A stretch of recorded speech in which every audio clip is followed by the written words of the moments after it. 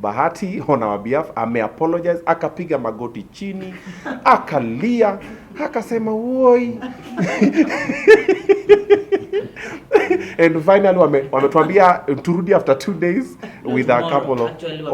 Thank you so much. My name is Dr. Jen Macau.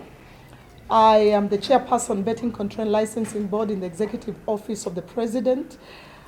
Today we have had a very fruitful engagement with the influencers and content developers in this country. And we have a way forward. I'm so glad. This government, the government of His Excellency Dr. William Ruto, is a listening government. We listen, we are open to listen, to reason together. We are open to receive views from stakeholders. And of course, all of us know that gambling is addictive. And there has to be control. There has to be someone telling Mwananchi, the youth, the vulnerable, that this is a game of chance. And as a government, we do not push we are not pushing our vulnerable groups to gambling. We are bringing control, regulate, and make sure that we provide a direction. As much as the youth need to make money and have a livelihood, we also have to have some balance and control. And I'm sure from the discussion of today, definitely we have a way forward. See you. Thank you, Chair. I think this is one of the most fruitful discussions we have had. And I think the clarion call now is how do we join hands to enhance the promotion of responsible gambling. That is the clarion call, because at the end of the day, we have to secure our population. We have to address the challenges that are being brought by irresponsible gambling. And I'm happy that now the influencers and the content creators are promising to come up with content that promote responsible gambling. And once we join hands together, I think the issues that have been bedeviling the industry will have been addressed. And I think that is the way forward, and that is the way to go. So I want to thank the attendees of this meeting today, because it has been fruitful, and I think we are joining hands to enhance our capabilities in addressing irresponsible gambling and promoting responsible gambling. We know that gambling is addictive. We know that gambling is a demerit good, and therefore we must all realize that whatever we do must be geared towards promoting responsible gambling. Thank you very much.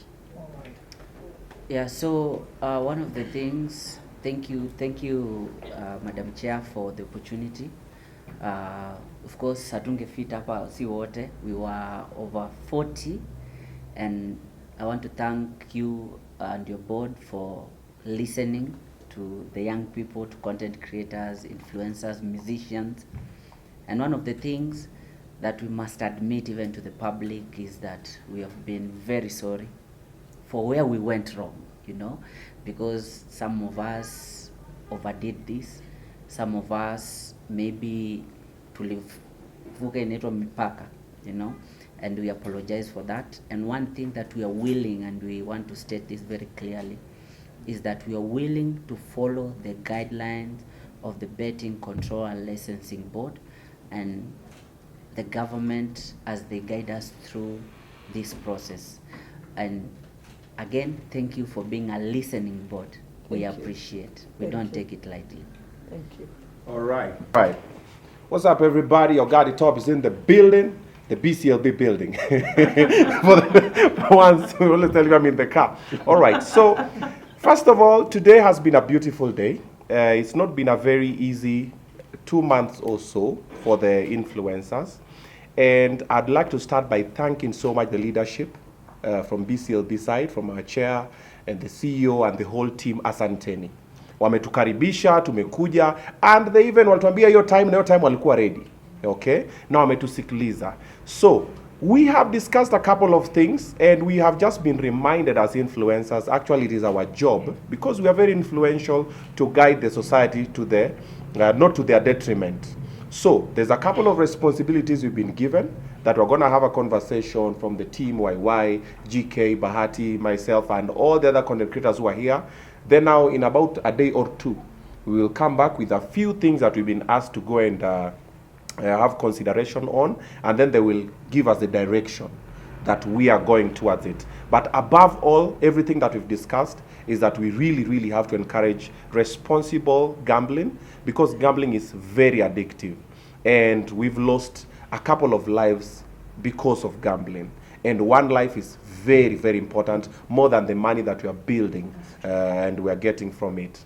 And also, we do know that also the betting industry is also very big, and it's employed a couple of young people who have been jobless and are currently jobless because of the ban.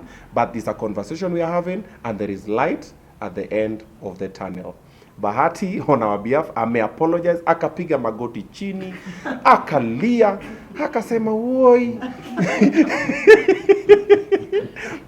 And finally, wametuambia turudi after 2 days with a couple of... Actually, immediately, yeah. yes.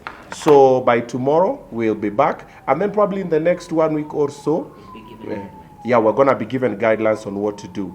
And for all of us, it is our responsibility to urge our brothers, our sisters, our mothers, our children, that first of all, betting is not for anybody under the age of 18 years.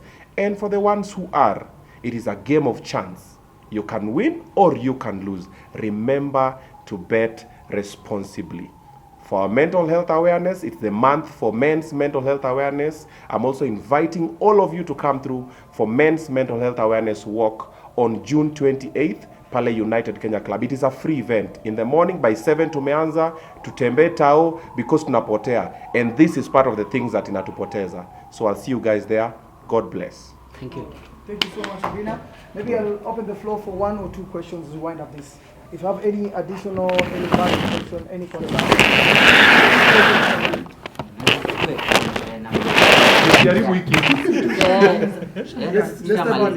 Just a quick one.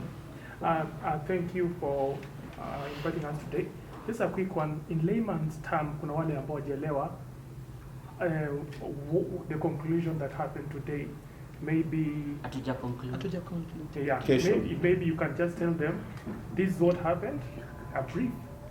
No, we are talking, we are discussing, and we will provide way forward in the short time. And the last question, of course, when the policies were, maybe you guys went through the policies, you announced that influencers are not supposed to be advertising. How come will you announce before? My friend, that's why we are here. Tumesha